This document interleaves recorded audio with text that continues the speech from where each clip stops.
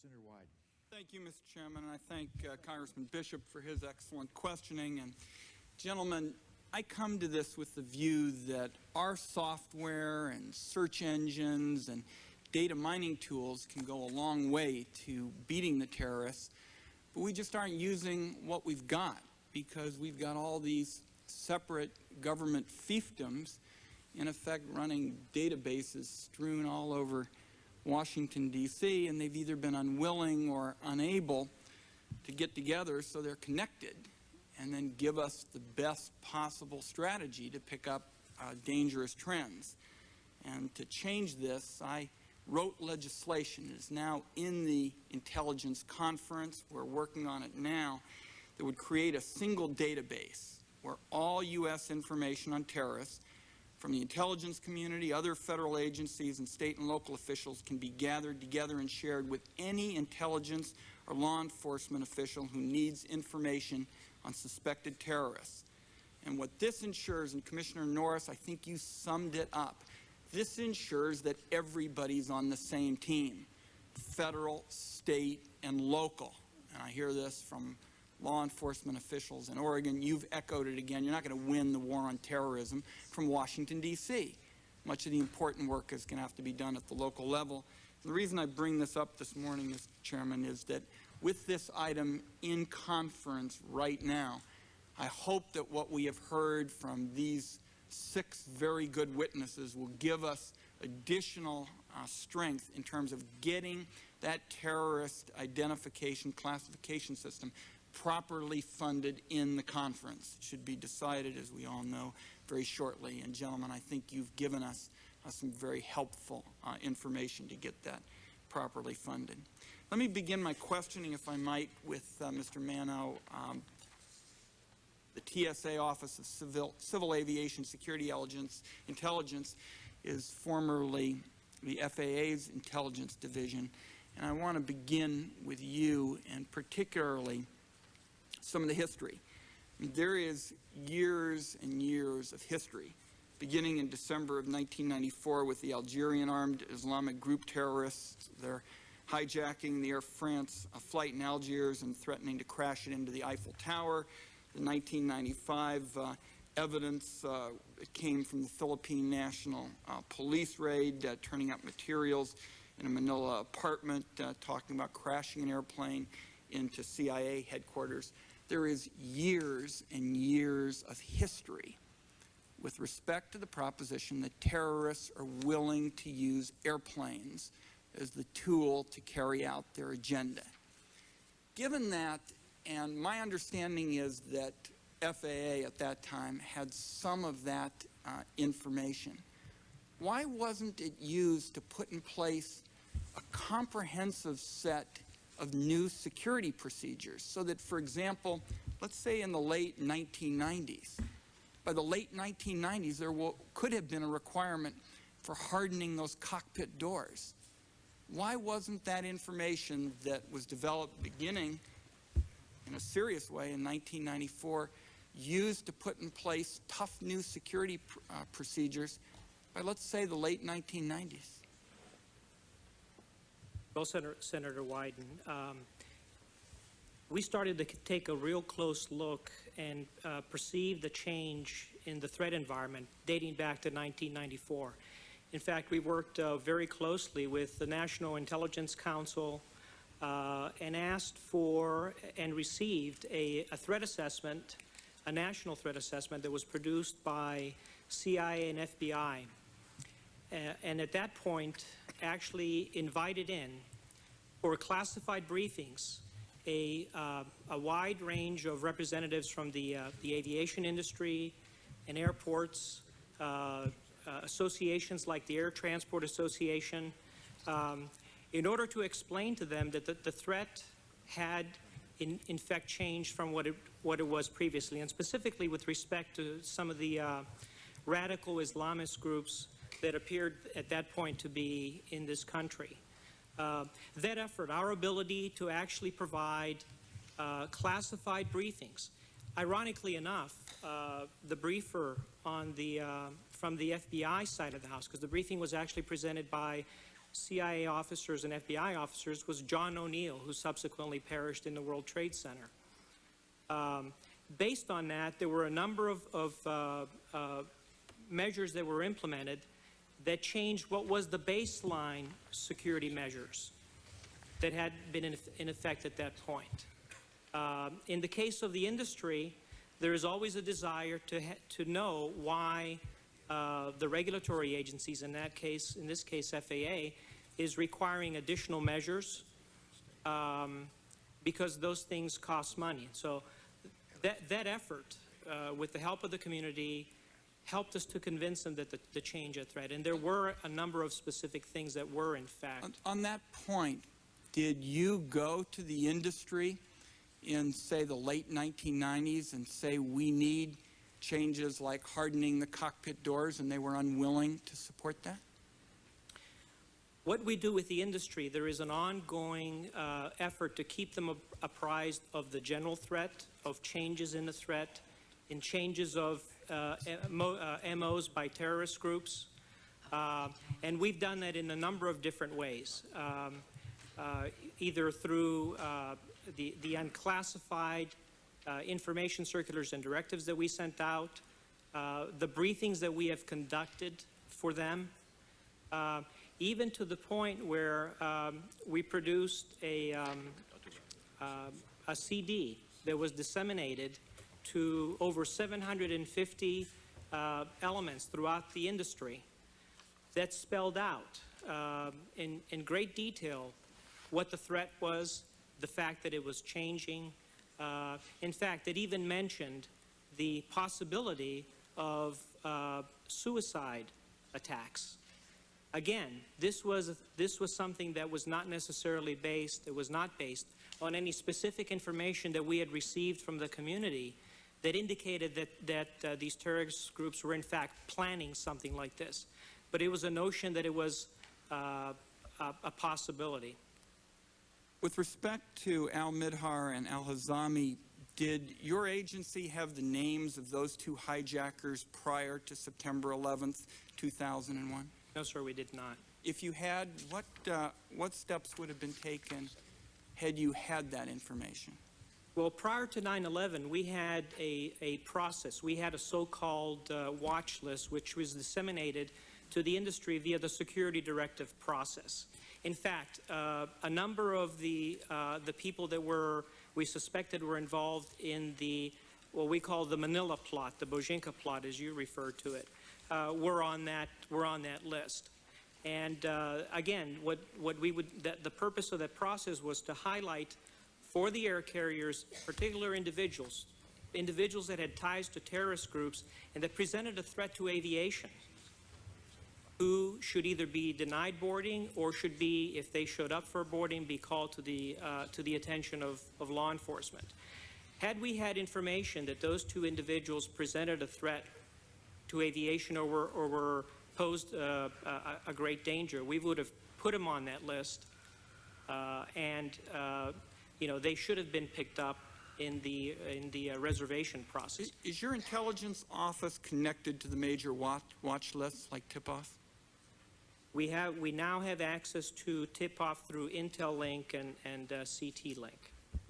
Has your office ever had direct access to the National Criminal Information Center data that is maintained by the Department of Justice and the FBI? Currently, we don't, but we have liaison officers that are posted to CIA and to FBI, where they sit side by side with other officers from INS and Customs.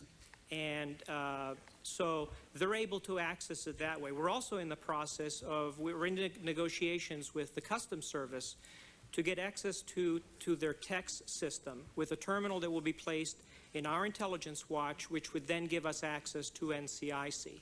So we have indirect access to NCIC through our liaison officers, and hopefully soon we'll have it directly. Does your agency believe that when there's intelligence information related to a potential threat to civil aviation, that you're now getting unfettered access to all of the intelligence, including the raw intelligence? I don't think that there's any question in the minds of the agencies that produce the intelligence that if there is specific threat information that we need to act on, that is provided to us. I think what we may still not be receiving is what Mr. Andre alluded to before, is the background information that would help our analysts in better understanding the threat environment. We do that to a great extent now in producing threat assessments. The analysts that work in our Office of Intelligence come from the community. We hire them from other agencies, so they bring that perspective, and that has helped. And that kind of information would, in fact, help us do our job better. Let me ask you specifically about the Phoenix memo, obviously the memo where the FBI agent created an analytical product detailing suspected terrorists seeking flight training. When did your office first see that Phoenix memo? The first time that we saw it was when it was brought to our attention by the committee staff when they came to visit us. And when was that? So that was... Is it correct that you first saw that memo even after congressional hearings? The actual memo, yes, we did not see it until the committee staff brought it to our attention. And when was that? I don't know the exact date. We can get that for you, though. But I'm correct in saying that you didn't get to see this memo, which many of us felt was an enormously important message. You didn't get to see it, not just before September 11th. You didn't get to see it until after congressional hearings were held looking into this issue. Is that correct? That's correct. All right. How would your office have responded to the Phoenix memo if you had received it prior to September 11th of 2001? Well, I think we would have started to ask a lot more probing questions of FBI as to what this was all about to start with. There were a number of things that were done later to try to determine, what connections these people may have had to flight schools by going back to the Airmen registry in Oklahoma City that's maintained by the FAA to try to identify additional people. In fact, and that's what goes on right now. The law enforcement agencies, of course, have access to that database. And whenever we, on an ongoing daily basis, whenever our watch works... Would you have treated that as priority business? In other words, would you have stopped other business to go after that? Well, we take all threats seriously. In fact, our process is whenever we get a threat, we open what we call an ICF, an intelligence case file. And that's so that we segregate that issue from the hundreds and hundreds and hundreds of other intelligence reports that we get, and then we focus on it. And the work that may entail in trying to determine whether this is a credible threat, something that needs to be acted upon, may be by going back and working with FBI to try to get additional information. In some cases, it can be working with the State Department or the CIA if it requires overseas work. So we make all efforts to try to get to the bottom of what this is all about. What recommendations have you all made regarding suspect flight training, and have any of those recommendations been implemented since after September 11th? There are a number of things that have been done. There was an effort to sensitize flight schools and fixed base operators that rent aircraft to report suspicious activity immediately to law enforcement agencies. These are the people that can best identify whether somebody that is seeking training in their schools or seeking to rent an aircraft. That's the best chance that we have that somebody like that will be identified and reported to law enforcement. There also is an effort actually by the Justice Department to vet people from other countries that seek to come to this country to obtain flight training, where they will have to, in essence, undergo a background investigation before they're actually allowed to take training. I'm going to move on to questions from others, Mr. Manno, but I want it understood that with the FAA getting the Phoenix memo, in early May of this year, 2002. And the FBI agent having written it in the summer of 2001, I don't think there is a more graphic example of how dysfunctional this system is. And this is what's got to be changed. We're going to try and do it with the terrorist identification classification system. I think some of the examples you've given us today are very helpful. But this example is what the reform agenda has got to be all about. You can't explain that to the public, that something that important, that significant, that was available in the summer of 2001 can't find its way to your agency until May of 2002. Oh, I'm going to move on, but Mr. Chairman, this is something I feel very strongly about. If we're going to get the jump on the terrorists, this is the kind of information that's got to make its way through the system. Ambassador Taylor, let me, if I might, turn to you on the question of needing more personnel. It's something that's been touched on several times this morning. Do you need more personnel to process the information that's received? Is this a question of personnel or lack of technology? Tell us what you think the challenge is. Sir, you're speaking in terms of the information we receive for our, within our visa system, or just more broadly? The information you need to get through, and certainly you've touched on the major areas what I'm talking about. Certainly, we have made a major investment in technology, and will continue to make that investment in technology. We do require interface with the intel community to broaden perhaps the top-off database to include more databases. We've not been funded for that purpose, and certainly should that be the case, I think our Secretary has had discussions with Director Tennant on that issue and would look for a collective effort with the Director to expand the top-off database with other data from CIA databases.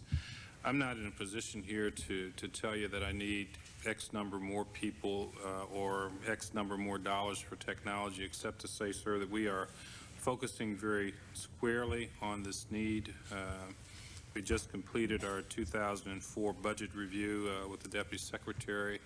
I think he believes very strongly that he will reflect those priorities when that budget comes forward, and our department has no higher priority than to focus and improve on our system and the availability of our system to other members of the federal, state, and local government. Governor Gilmore, a question for you, and we've enjoyed working with you over the years. As you know, I chair the Science and Technology Subcommittee as well, and enjoyed our relationship. Tell me, if you would, what major recommendations did your advisory panel make that have yet to be fulfilled by the administration, the Congress, and other governmental bodies? Most of the recommendations that we have made have in fact been adopted. We've made about 80 or so, Senator Wyden. I think that where our focus is right now is on what we're going to be doing in this coming report this December. And on that, I believe we're going to be focusing on the need for a unified fusion center for the purpose of bringing together information from all sources. The emphasis on the questioning today has been on the information, exchange of information through databases.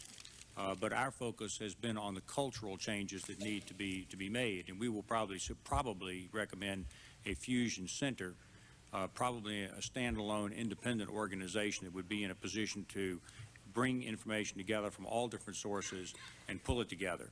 With respect to other recommendations that have not been made, have not been at this point implemented, we don't believe there's been a sufficient focus by the federal government on the necessity of working together with states and locals, particularly the exchange of information.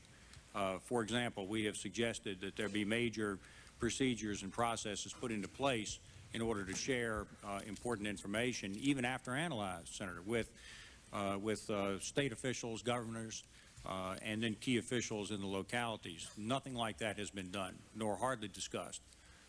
Even now, most of the discussion is among federal agencies and the exchange of information, as opposed to the true creation of a national strategy.